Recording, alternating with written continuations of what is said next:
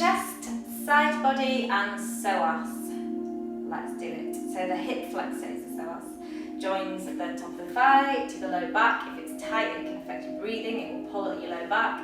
So it's really important that it's in good condition. So let's begin with a bit of a spinal twist, just to loosen everything off. If in doubt, spinal twist. So it's just to get moving. If you are feeling really stiff before you start, it's just good to have the muscles warmed up a little bit before you start to stretch. So again, the classic shoulder roll. Super duper. And you can always do some more movement if you feel you need it before we go into these stretches. So there is a chance you might want to have something to rest your elbows on. Try it, you might not.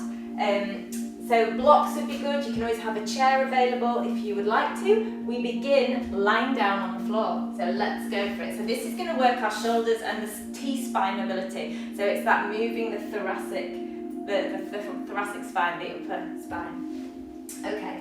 So if you lie on your side with the legs 90 degrees, and you're going to interlace the fingers behind the head. So you're kind of supporting your head here.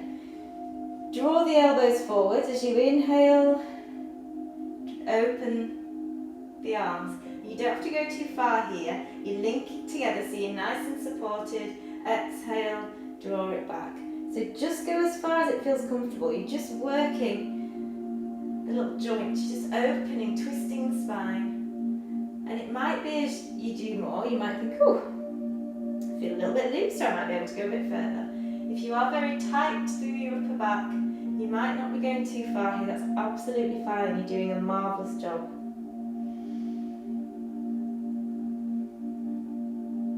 And exhale to close. Let's do one more here.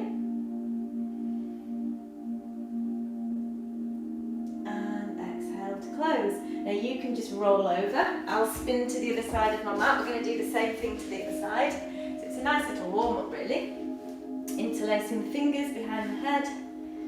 And inhale to open. And exhale to close. This could be a nice little chill out session in an evening maybe. Nice and relaxing.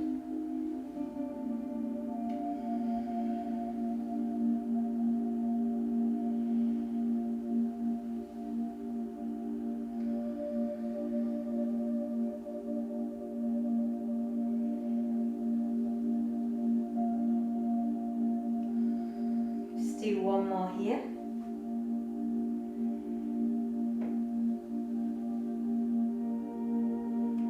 I'm going to work our way onto all fours, so pressing yourself up. I like to face this way, no idea why. Every time, just can't focus the other way. Knees underneath hips, and we're going to bring the elbows underneath the shoulders. Now if this feels quite strong for you and you don't like to be in this position, this might be where you want to use some kind of block or even putting the forearms onto a chair. Okay, and then you bring your palms together, namaste hands. So once you're in this position, we're going to draw the ribs in and up. So you might find that you're hanging, the ribs are hanging down at the moment. Draw them in so you're engaging the core so you've got a nice long spine. Hold that position through the spine and we're just going to move our hips back and forth. So try not to let the ribs flare. It's going to want to sink through the low back. Keep that nice long position and just move forwards and backwards. This is wonderful for the hip joints.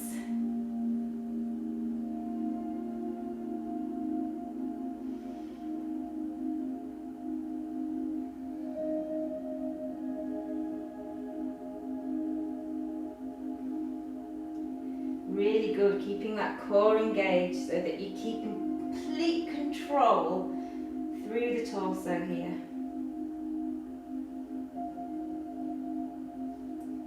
And you'll feel if you've got muscles through the shoulders, through the side body that are really tight, you're going to be really having to work hard to keep this position. This time sliding back. Bring the bottom as far back as it'll go, and then bend the elbows so you take the hands behind the head.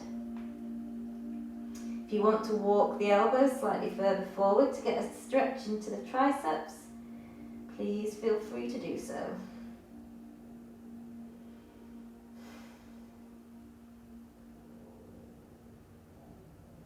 Get a lovely stretch through the side body into those back muscles, those big latissimus dorsi muscles that run down the side of the back. And then let's come into a tabletop position. So we're going to do a few repetitions of this move. So from here, we're going to step the right foot to the inside of the right hand. If you need to kneel up to do this, then please do so if you don't feel like you've got enough room to bring the foot forwards. And then just walk the right hand, to the inside of the right foot. And we're just going to drop down a little bit so that you're trying to bring the shoulder, the right shoulder to the inside of the right knee, and then push back in so that the right knee is pushing into the right shoulder. So this is like a modified lizard pose. Really good for the hips. And then press into the left hand and open, lifting the right arm overhead into a nice twist. Remember, if you need anything to cushion the knees, make sure you've got a blanket or something down here. We're going to be on the knees for a little bit. Exhale down. Come back into all fours and we take it to the left side. So bring the left foot, bring the shoulder to the inside of the knee. Drop down a little bit if you can. Don't worry if that's doesn't feel right for you. Just stay in this position with the shoulder higher up. Draw the left leg towards the shoulder into the left leg. And then pressing into the right hand, we open into the twist.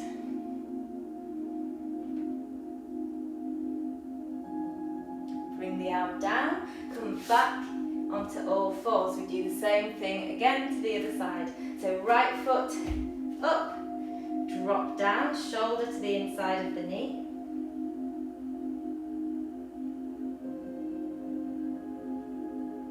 And then pressing into the left hand, we open up, taking the gaze up. Exhale down, back onto all fours. Take it to the other side. Foot comes up, lower down, bending the elbows so you bring the shoulder to the inside of the knee.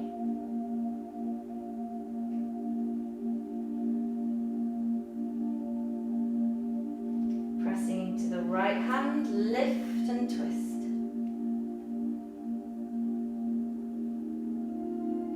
And then bring that back down. Come back onto all fours and we lift up just for a moment. Give yourself a nice shoulder roll, and then we're going to step the right foot forward.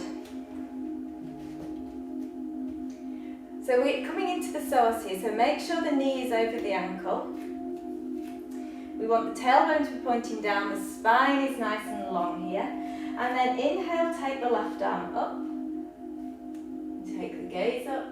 And exhale, cactus the left arm. So keeping now the length through the spine. This time as you inhale, take the gaze up. And as you exhale, turn to look at the hand as you take a side stretch. Inhale, center. Exhale. If you feel too wobbly to move the head, just keep the gaze forward. If you can add a little bit of neck movement in, it's always good.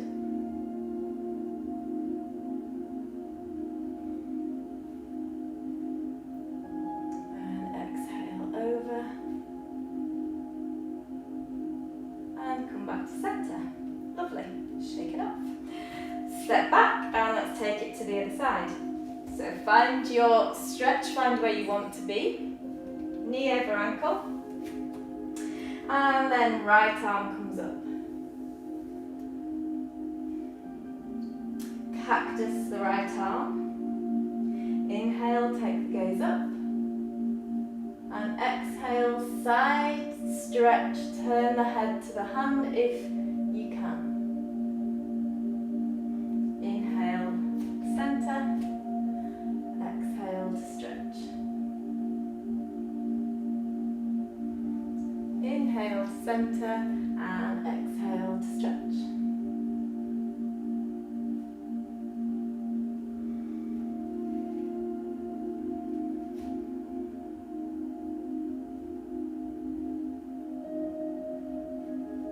Last time here. And coming back. So we're going to come into a kneeling position. If you've had enough on your knees, you can always do this bit standing up, or come down into a full kneeling position or a high kneeling position, your choice. Inhale, we open the arms, so we're in lovely cactus arms. Draw the elbows back, take the gaze up. Exhale, we bring the arms together and we bring the elbows together if you can. Don't worry if your elbows are apart. We all have different anatomies, so working with it. Drop the head slightly if you can. Inhale to open up. Exhale to close down. Inhale to open. And exhale to close. Do this 2 more times.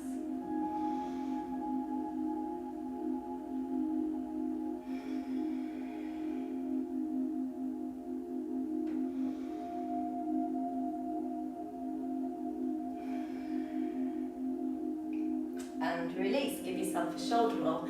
If you want to stay standing, then you can if it's too much on your knees. If you're happy to kneel, option here to curl the toes. It just adds a good stretch into the foot.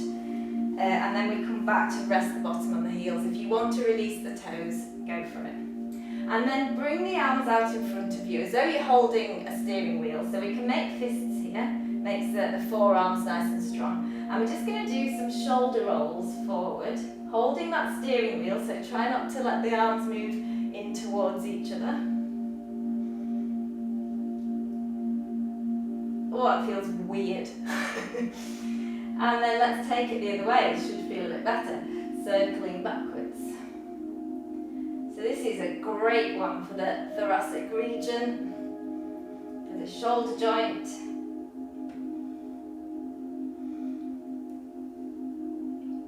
Getting a sneaky stretch into the foot. Stretching the toe joints. And then release. Interlace the fingers behind the back, lift the chest, and we fold forward. You can do this standing as well. Release the toes if you need to. Bring the head down to the ground. And breathe.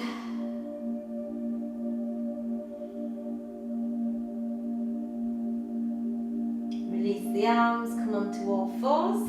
Hands under shoulders, knees under hips, and we round through the spine. Inhale to extend.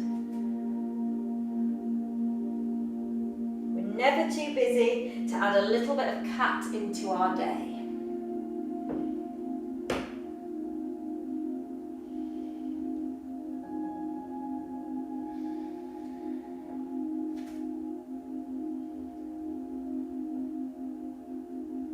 Let's just do 2 more here. I'm just going to add a little stretch back because that feels so awesome for me. Inhale, back.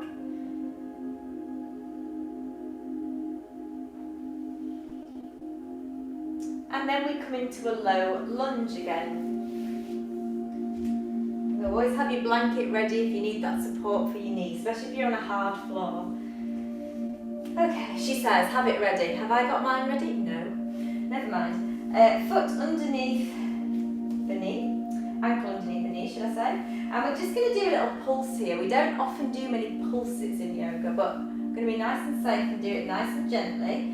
So just taking that stretch a little deeper and then pulling back. So we're not forcing anything, we're just listening to our body going as far as it wants to and then pulling back.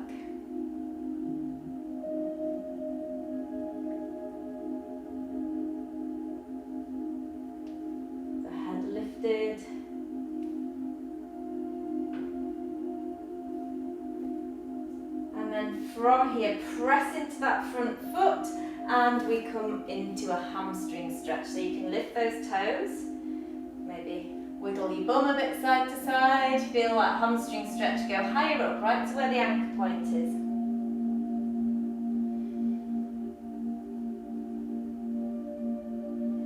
And let's move forwards and back in this position. Don't worry if you get the full range here, we're just moving. Movement is always good.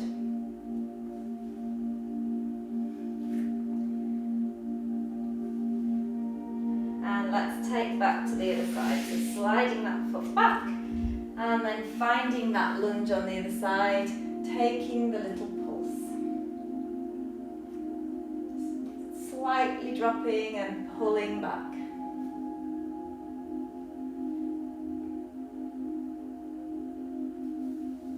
Any runners, walkers, cyclists, so important. Get that psoas stretched out. Or if you're just sitting a lot. Oh, sitting's possibly one of the worst things. I know we all have to do it, but that's why yoga's so good. We do the reverse of sitting so often in the yoga poses. It helps our posture. Okay, pressing into the front foot and coming back, lift the toes. Lift yourself quite high if you need to here. If it's really uncomfortable to fold forward, stay high and you can work between the two. I'm holding onto the wall so I don't fall over.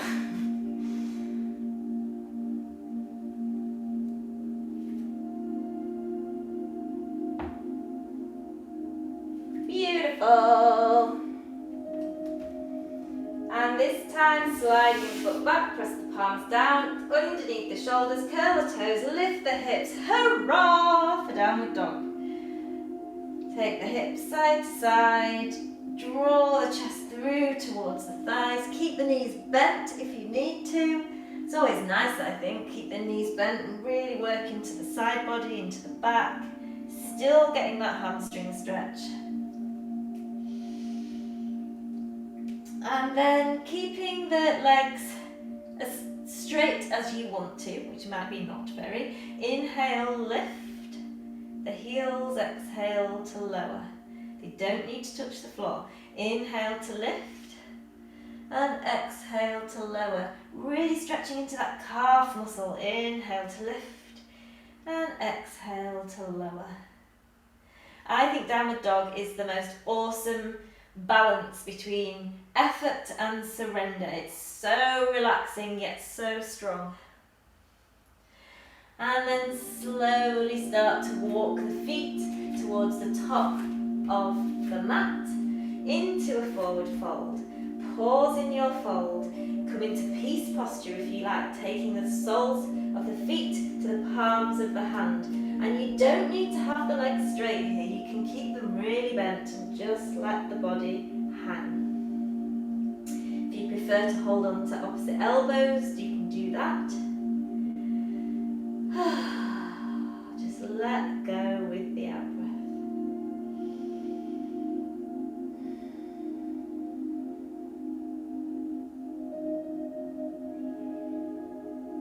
As you inhale, just imagine the breath moving up through the backs of the legs, and as you exhale, down and out, down the spine, down the arms, and out through the hands into the earth. Let the head be heavy, the neck lengthening. And then gently release the hands if they were under the feet, bend through the knees, and slowly roll up. Reaching up overhead, bring the palms together and back to the heart center. Namaste. I feel lovely after that. I hope you do too.